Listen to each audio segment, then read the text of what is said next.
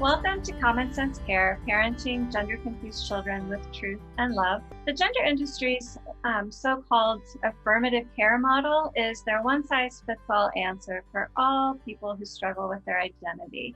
But in no other area of education or medicine or psychology is a one-size-fits-all answer right for everybody. We believe that all children are individuals and they should be given the care and support that's most appropriate for them. So welcome back. I'm Maria Kepler. And I'm Erin Brewer. And what are we talking about today, Maria? Well, we're departing a little bit from just focused transgender stuff to just talking about adolescence. Mm-hmm. So we're talking about the adolescent mind today. Which is, for those who don't remember being adolescents, it's such a different time. And I remember so clearly being a teenager and some of those feelings that I had. And that sense of not being understood by grown-ups. Yeah, it's this shift. I mean, adolescence is a time of shifting from being a child to being an adult. Mm-hmm. And it's just this huge moment. I mean, it's really a small moment in your life, just a few years where your body, your mind, your emotions, your hormones, everything is in this upheaval as it's changing, and you're starting to engage with the world without your parents. You're kind of going out in the world more on your own, and your mind has developed to be able to have more like theoretical ideas and look at things from other people's perspective. And it's just this opening up of a whole new world for kids. It's a fascinating time. And the other thing, at least for me, I remember is this sense of, being expected to act like a grown-up, but not having the privileges of being a grown-up. And this, tug of war between, I'm a grown-up, but then society not treating me as a grown-up, and also sort of part of me realizing that I really wasn't a grown-up. I really struggled with my hormones, and I have no doubt it was my hormones, because I used to have rages, monthly rages that I did not understand at the time. And it caused so much confusion and frustration in my life. I actually had a job once where, it was an okay job, but I got so angry once I actually kicked a door off the hinges because I was just in this rage. And I look back now and I realize, it had to do with my hormones were out of whack. And I think a lot of teenage girls experience this. And I've talked to a lot of teenage girls who have detransitioned, and they talk about it's not PMS, it's a little bit more serious. It's dysmenorrhea, that they're starting to identify that a lot of these girls have, some significant hormonal imbalances going on, which is causing them to have all kinds of even more amplified feelings than what is even typical for teenagers. And so I think that makes being a teenage girl even harder, and these kids are even more likely to sort of fall into this transgender narrative because of it. Yeah, and I think that's one of the insidious things that the gender industry is telling kids. Oh, puberty is uncomfortable because you're going through the wrong kind of puberty. If you're a girl, then, oh, you're not supposed to be a girl, you should be going through a boy puberty, or vice versa. And that's such a lie. Puberty is uncomfortable for everybody. Nobody. I don't think anybody watching this would look back on your 13, 14, 15-year-old self and go, oh yeah, it was a breeze. No problem. I'd totally do that again. You could not pay me enough to go back and live those years again. And you were talking about remembering the rages that you felt. I had a bit of that, but I think what I experienced more was, how do I describe it? Like melancholy, like a really deep cyclical monthly melancholy. And I go back and read some of my journals, and you'd swear I was about to off myself because, like, I'm ugly and nobody likes me and I'm stupid and I hate myself. And then 2 days later, I'm like, everything's fine. Yeah. And it takes a while to recognize, like, oh, this is that thing coming back around again. I just need to suck it up and get through the next few days and I'll be okay. But to tell kids, oh yeah, the reason you feel that way is you're transgender. Yeah. No. Well, and kids believe things, teenagers believe things that are just so absurd. I thought I was absolutely hideous, like a blight on the earth, like so ugly that I was sort of like, offensive. And so I was sort of that kid who grew her bangs out this long and walked around like this. And I look back on pictures and I'm just like, "Aw, like, why did I think that?" But especially in those teenage years, kids get these ideas in their head, and it's so easy for them to, get these misperceptions about them. I would encourage parents watching this to read Reviving Ophelia if you have a teenage daughter, because that is, it was written a long time ago, but it gives such good insights into the brains of teenage girls. And again, things have gotten, I think, even worse for teenage girls. When I was a kid, for whatever reason, my mom got me a subscription to Teen Magazine, which was probably the worst thing she could have done because I did not look anything like the girls in Teen Magazine. I, had dark hair. You know, I thought I was chubby. I look back now and I don't think I was particularly chubby. Um, I had, self-esteem issues. Um, and the teen magazine sort of reinforced all these ideas about me that were negative. So I would recommend, stay away from stuff like that for your daughter. But now they're bombarded with these images on social media, and boys are too now. I notice my son, he's so self-conscious in ways that I wouldn't expect a boy to be. But these kids are just constantly being bombarded.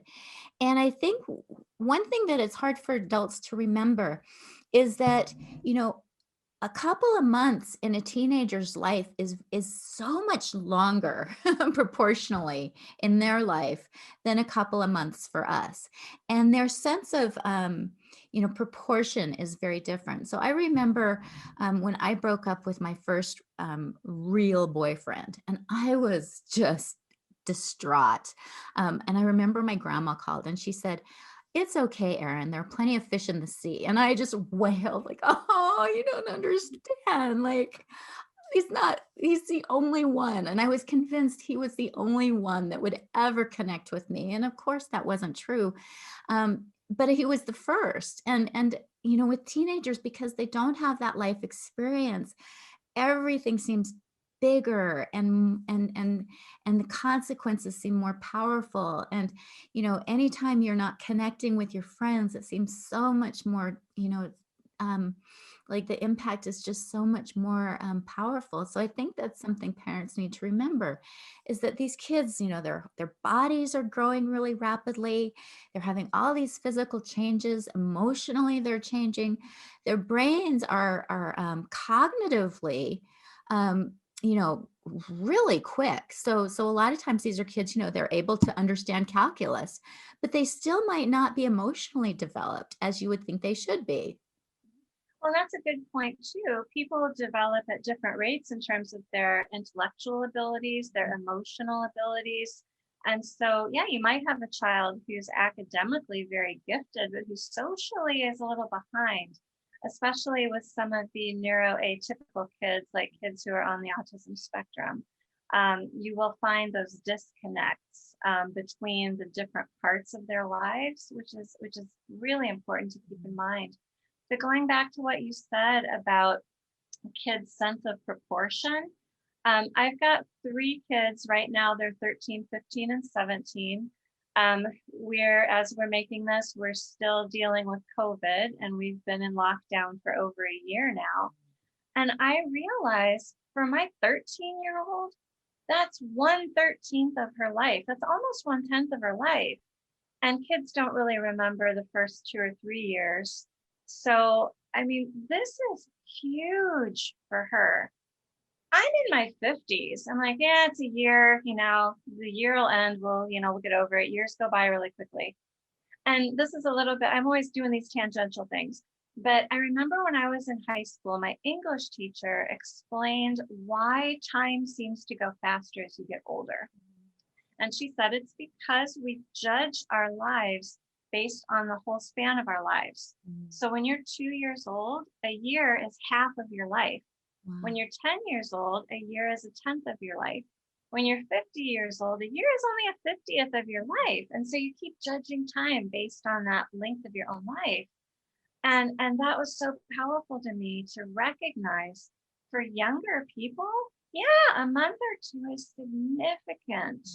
And we're going through 13 for the third time in our household. This is our third rodeo with 13. And I just want to tell parents out there, if you're dealing with a 13-year-old, they really are tough. It's really a hard season. But try to remember what it was like when you were 13 and all this stuff was going on, and your friends were so important to you. And if you had a crush, that was so important to you. And you're starting to get irritated with your parents and you just wish they'd go away and leave you alone. Oh, but I really want mom to iron my shirt and I really want dad to drive me. They're so needy and so torn in so many different directions. Well, and I think that the other thing that I think parents need to be aware of is that, some of these kids are acting in ways that are very grown up. There are going to be 13-year-olds who are sexually active that are that are going to be engaging in behaviors that typically a couple generations ago weren't going to be happening until they were 17, 18, 19, maybe not even until 20s. And so these are kids who are, there are even 9 and 10-year-olds who are sexually active now. And so these are kids who are engaging in behaviors that are much more adult and that they're not actually emotionally equipped to be dealing with. And in my case, I actually started being sexually active in 6th grade. There was no way I was going to talk to my parents about it. I, I had some like previous sexual experiences, but I actually started having sex in 6th grade. I wasn't going to talk to my parents about it, and it was something that I really would have benefited from having an adult to talk to. But I was, I knew that it wasn't something that I wanted to share with my parents. And so you might think about, all the different pressures that are happening to your kids and think if there's someone that you could, that your child could talk to, or even try to open up to them in a way that would be safe. If my parents had, somehow broached the topic in a way that made it safe for me to talk to them about it, I might have opened up. And that could really help, because I was in a place where I was over my head. I was quickly way over my head in a lot of respects, and doing things that were very dangerous. I started getting involved with drugs shortly thereafter, and I was really in trouble. And I was, I could have used some support from my parents, but there's no way I was going to tell them. I didn't, and I don't even know what their reaction would have been. I didn't want to talk to them. I didn't really like them. I didn't feel like they were supportive. And so I think just understanding that these are kids who, they're potentially going to be very different than you were at that age. I hear a lot of parents talk about, their first sexual experience was maybe at 17. Well, if you've got a 9-year-old who's sexually active, that's radically different than what you're dealing with. When I did my, it wasn't my student teaching, but when I did my observation. So when you're going through teacher training, the first thing you do is go to a school and do observations. And I was in a middle school and I was seeing these posters on the wall about protecting yourself from AIDS and HIV and using, condoms when you're having sex. And I was like, I'm in a 6th grade hallway. And I talked to one of the teachers, like, why are these posters up in a 6th grade hallway? And he said, oh, yeah, there are kids here who need this information. Well, now we know that in the public schools, in a lot of ways, they're pushing kids. A Barna Group survey said 1 out of 3 kids feels that today's sexual ed programming in schools encourages kids to have sex. They feel pressured to have sex. Yeah. So something's going wrong there. but Yeah. that is happening. And that's really different because when I was in 6th grade, there were only a few of us and we were very sly about it. We were sneaking around. It was not, there was no tacit approval by our teachers or by the system at all. And so it's so different now. And so I'm thinking if there were kids when I was when I was in 6th grade doing it, I'm absolutely positive with the way sex ed is now being pushed, and they're suggesting that sex is now a right. And again, kids don't have the cognitive ability to really understand the implications of sex. Um, our bodies really aren't physically mature enough to handle it, and that's one reason why I advocate for kids to wait, because really they're not ready for it, but they're now being pushed into it. And so again, these are kids, this generation of kids is being pushed to grow up so much faster than most of the earlier generations were, and they don't have the skills to cope. And so that cognitive dissonance that we had as teenagers is even worse than it was for us. Yeah, well, you raise an interesting point. Kids are not good at making decisions about long-term consequences, and that's a biological thing. We've got a clip from a researcher talking about the adolescent brain, and that the frontal cortex is one of the last things that develops. The frontal cortex doesn't actually finish development until you're in your mid-20s. And that's the part of the brain that deals with long-term planning, with consequences, with looking at what you're doing today and what that could affect you in the future. And we cannot rush that development.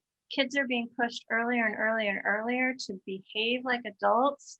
And sadly, I just saw in Washington State now, kids' medical records are being made independent to the child at the age of 13. Parents are being cut off their kids' medical records at the age of 13.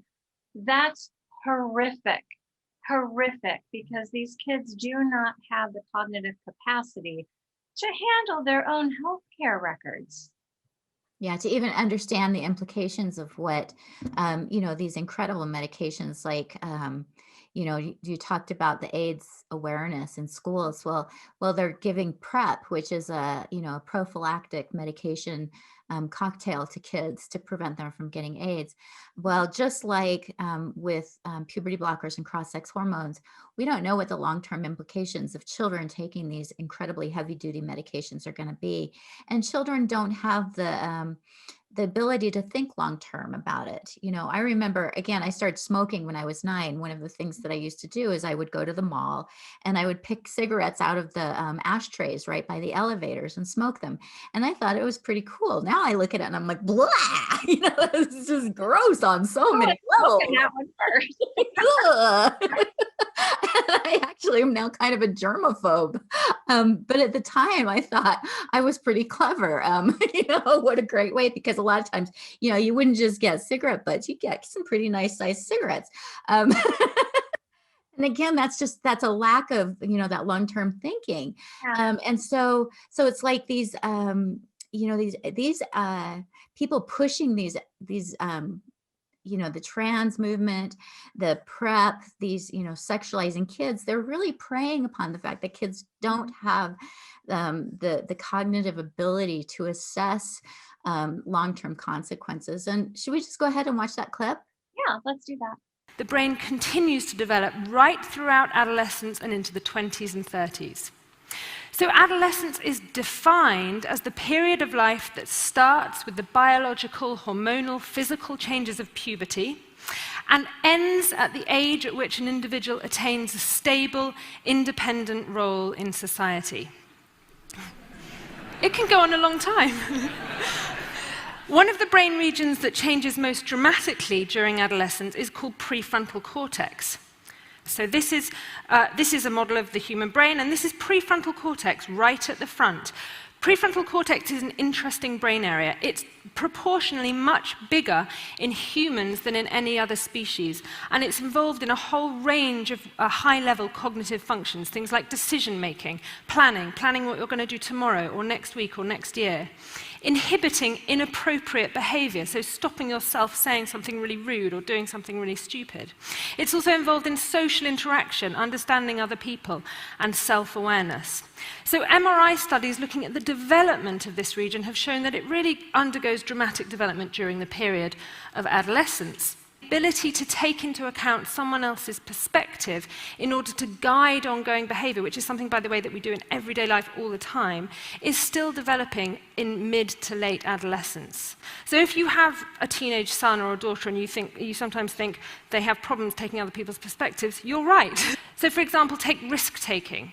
We know that adolescents have a tendency to take risks. They do. They take more risks than children or adults, and they are particularly prone to taking risks when they're with their friends. There's an important drive to become independent from one's parents and to impress one's friends in adolescence.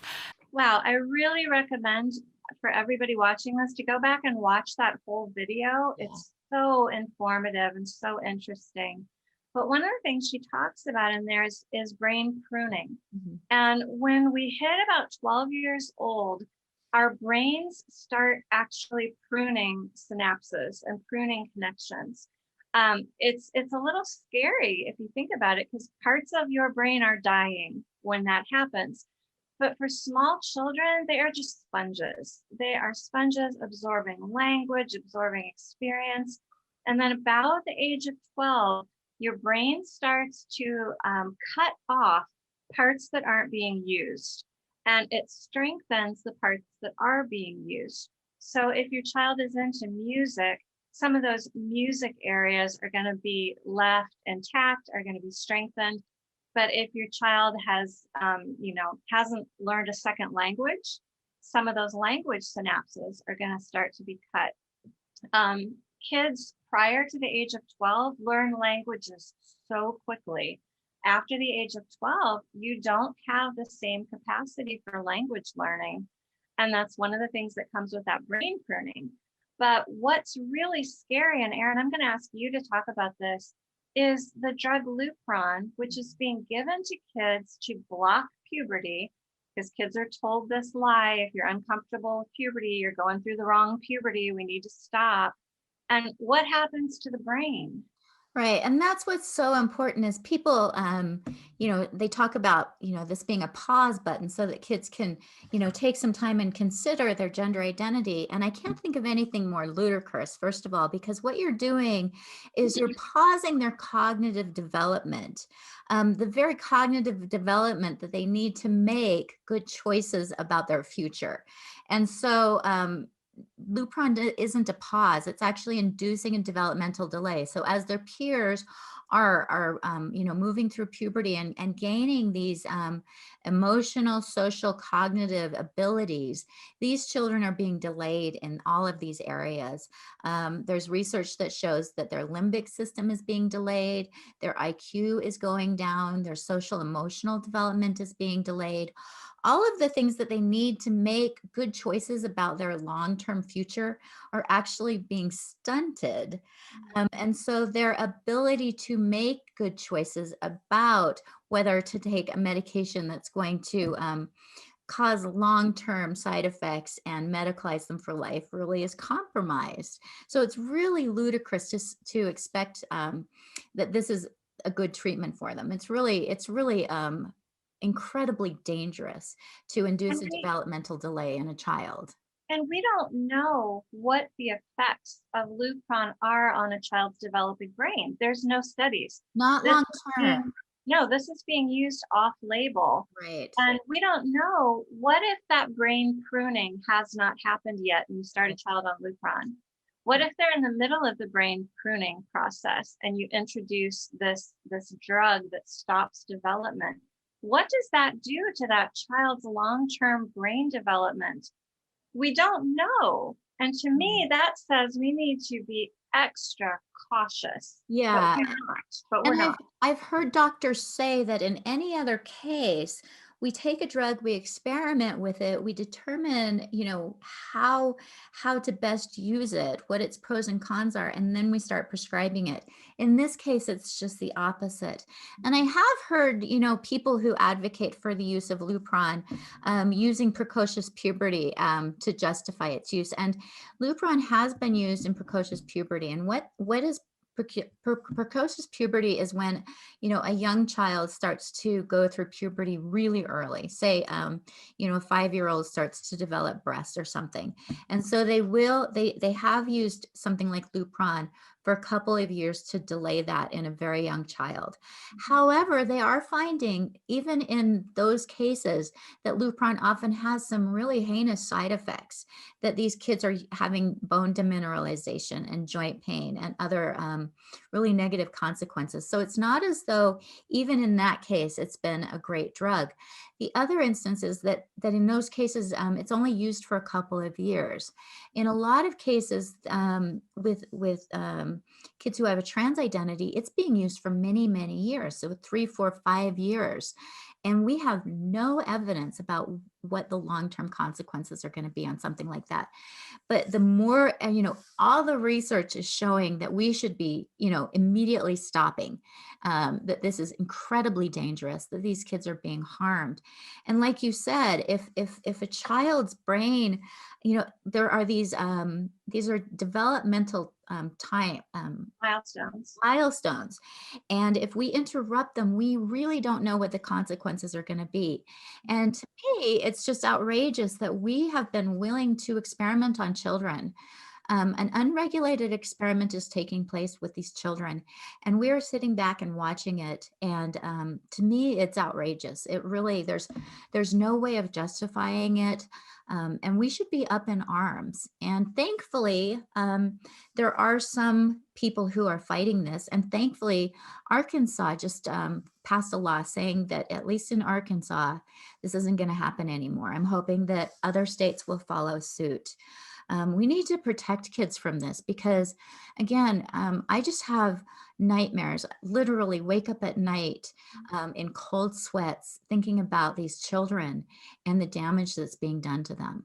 Well, you've spoken to so many young adults who thought they had a trans identity and then they detransition and they're horrified at what's been done to their bodies. Wow. And I'm really scared for this generation of kids. I love this age. I just love tweens and teens. I'm fascinated by them. And I am just heartbroken and horrified at what's happening to this generation of kids as they are growing into adulthood, and the gender industry is trying to stop them from becoming healthy, functional adults. And why do we have this fascination with youth? Yeah. And why would we prevent people from becoming adults? Yeah, to me, it's really demented. I mean, I think about, yes, we all acknowledge that puberty is a difficult time, but it's also such a critical time. Like, it's sort of like saying, in order to bake a cake, we have to put it in this hot oven. Well, we don't want to have to put it in the hot oven. That would be awful to put it in a hot oven. Let's not do that. Cake won't like that at all. Yeah, the cake won't like that at all. But it's the heat that cooks the cake. And that's how it is in puberty is a difficult time, but it's also a beautiful time because it's when we develop into adults. We learn so much.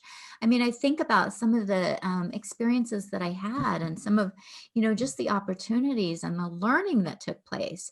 I actually had a really difficult time in elementary school for, I was diagnosed with dyslexia. I can't even remember when, but I had such a difficult time learning how to read, and something clicked when I was a teenager and suddenly I could read, and it was like the world opened up to me. And I just remember gobbling books. It was this time where I just was like, I felt like I can't even explain it. And the wonder in the world, going in hikes and I remember the first spring where I was out in the woods and I heard the pine cones popping open. That soft sound of pine cones popping open. There's just so much wonder in the world. And to deny children that opportunity to go through that development and falling in love. These are children who are, they're going to be denied that sexual development. The boys are going to be denied the opportunity of having orgasms. These are important human experiences that they're going to be denied. And I know parents might feel kind of squeamish thinking about their son's, sexual development or their daughter's sexual development, but these are part of human development that are super important, that are, again, puberty blockers are going to stop that sexual development. I was just thinking about all of the coming of age books and coming of age movies. Mm-hmm. It's a huge genre. Movies like Stand By Me, Mm-hmm. like The Maze Runner, The Bridge to Terabithia, all of these movies and books that are about this pivotal point in kids' lives. There's a reason that's a genre. That's its own genre in entertainment. And we're taking that away from kids. We're taking that away from them. Yeah, it is heartbreaking. And parents need to fight for this. And again, I guess maybe there are parents who think, putting their child on puberty blockers will make parenting easier because they won't have teenagers in the house, but it's not worth it. Oh my gosh. I would never want to give up any of the, fights that I've had with my kids to induce that kind of a developmental delay on them. Every one of those difficult times I've had parenting has been worth it for them to be able to grow up into a functional, thriving adult. Yeah. A lot of teachers and parents that I talk to are very scared about the teenage years. Mm-hmm. They're just afraid of so much that comes with that. And I just want to encourage parents, excuse me, don't fear the teenage years. It's new, it's different. In some ways, it's harder. There are definitely challenges that come with it, but you have such an opportunity to grow along with your kids and to learn about yourself and watching your kids going through these years. You can look back on your own experience and go, oh, that's why I did that. Or, oh, I don't want my child to make that mistake. I'm going to share this with them. That's our role as a parent, is to help our kids through these years, to help them into adulthood. They're not going to appreciate it most of the time. They're not going to, oh, thanks, Mom, for putting these boundaries around me and for protecting my health and for guiding me. You'll get that when they're in their 20s and 30s. Yeah, and that's something I want to remind people of too, is that, when my daughter was, 16 or 17, we didn't have like this, mom, daughter, cuddle and love, and, things weren't, always hunky dory. There were times where we weren't talking and she was mad at me and she thought I was a jerk. But now that she's a young woman, we have a great relationship. There was about a year and a half where she didn't want anything to do with me. And I, it was really hard, but she needed that differentiation. She needed that time to find herself. And now we are buddies again. So again, for parents, that can be really hard if you've been really close to a child, that time when they are, sometimes rejecting you. That can be really tough, but sometimes you need to allow that, because that's part of being a teenager, is they find themselves. They need to have that independence. And then if you allow that, then they can come back to you when they're adults, and you can have a relationship as adults, which can be wonderful. Yeah, this is really a necessary part of adolescence, because your child has inherited an identity from your family. They are part of this family up until adolescence. They've pretty much gone along with what you believe, gone along with your rules, gone along with your perception of what the world is like. And part of adolescence is starting to separate from that, not necessarily rejecting it, but stepping back and saying, do I believe everything my parents taught me? Do I agree with everything that they've said? And that is a necessary part of growing up, because you want your child to be a fully functioning adult one day who can start a family and be successful in his or her own right. But a necessary prerequisite of that is that they separate from their family of origin. Mhm. And it is very, very painful. My youngest daughter and I were just, I mean, she just was mommy love. Like, I don't think anybody's ever loved me as much as that little girl. She just adored me. And in some ways, I have dreaded the teenage years, because I knew it was going to happen. And it's happening now that she's separating. And sometimes we'll have these really sweet, close times. And then other times she treats me like I am a leper and the most embarrassing human on the planet. And why does she have to be in this family with these awful people? That's just the way it is. Yeah. That's just the way it is. Yeah. So do we have some questions from parents, Maria? We do. We have 2 questions. Oh, I love this first one. How do I get my teenager to understand that he is brain impaired? Ooh. That he actually does not have a mature adult brain development yet?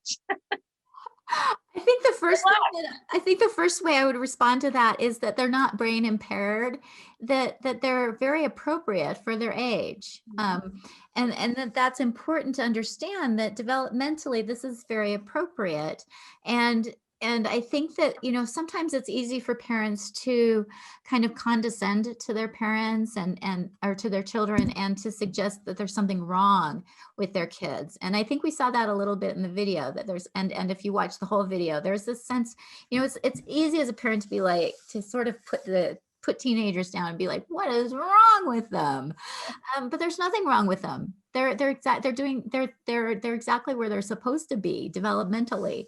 So I think if you can kind of couch it in those terms, and then work with that, and explain to kids, this is how you are now. I know it feels like this, but this is where you are, and this is why you're seeing things like this. I think that's going to be the most effective way of dealing with, rather than saying, oh, you're brain impaired. Because as soon as you say that, your kid's going to shut you off. Yeah. Well, and I liked what you said about couching it in those terms of that there is actually nothing wrong with you, but you're not done maturing yet. Yeah. You're still on a path of maturation. And honestly, we all are, all our lives. Yeah. I think about who I was in my 20s, and I'm very different than I was in my 20s. I've continued to learn, I've continued to grow, I've continued to mature. Adolescence is a time where that's like really exploding and happening very quickly, but it does continue all throughout someone's life. And I think even having a little bit of humility when you talk to your kids and say, I still make mistakes. Yeah. I still do things that later I look at and go, oh, that wasn't a great idea. I want to help you as much as I can to help keep you from making those mistakes. And sometimes we do just have to put our foot down as a parent and say, you're under 18, you're still in my house, I still have authority. I'm sorry, I know you don't like this, but I'm saying no to this because I'm looking at the long-term consequences, and I'm thinking there's an awful lot of risk here. And this just popped into my head. One of the things my husband often talks about, and we talk about this with our kids, is risk management. And there's 2 parts to risk management. There's the likelihood of the thing happening, and there's the consequences of the thing happening. And so if we can kind of talk to our kids about that, like, well, okay, so you want to go to this party where there's no adults there. What's the likelihood of something going wrong? What are some things that could go wrong? What are some of the consequences of that? And kind of help kids to learn how to manage risk. How do you actually think about risk and make decisions about risk? That is really good. And that would have helped me so much as a teenager. Nobody ever approached me with stuff like that. And I had no skills for doing that. So I would highly recommend that. Yeah. Well, one more question. How does a parent decide what to take seriously and have empathy and validation for, and when it's appropriate to say, this is ridiculous, knock it off?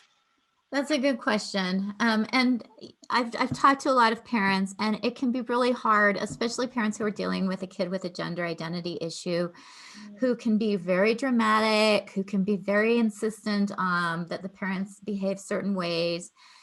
However, I think that you're going to get further with your kid if you honor the idea that for the child, this is real. And so even if you believe that it is ridiculous, it's okay to validate their feelings. I think being a kinder person is never going to be a problem. I think as as a parent, you can be firm, you can be strict, you can set good boundaries, but I think being kind is never going to be hurtful or harmful to your child. I don't know about you, but there have been a few times where I have done or said something that sort of indicated to my child that I thought they were being ridiculous, and it didn't go over well. And so I think, sometimes, of course, as parents, we don't have the energy, because it does take emotional energy to validate children. But I think if you can validate that their feelings are real, what they're feeling is, not necessarily right or wrong, but that it's real for them, that it will allow you to have a stronger relationship with them. Yeah, I think you're right. And I just want to clarify that word kindness has gotten subverted a lot in the culture today. Today, if you talk about kindness, most people think that means never saying anything that somebody else doesn't want to hear, never telling somebody they can't have something. And that's not kindness. Kindness is making sure that you're giving that person what they really need. And sometimes people need things that they don't want. And sometimes our kids need things that they don't want. But you're right, there's a difference between saying, this is the stupidest thing I've ever heard, you're being an idiot, and saying, you know what, I can see that this is really important to you and that this really bothers you. I don't agree with your conclusions, but I understand that this is really painful. Yeah. There's a big difference in the reaction that you're going to get there. Yeah. And it's interesting. I see this with my son. He's 17 and he plays disc golf, and he gets very angry when he misses a shot.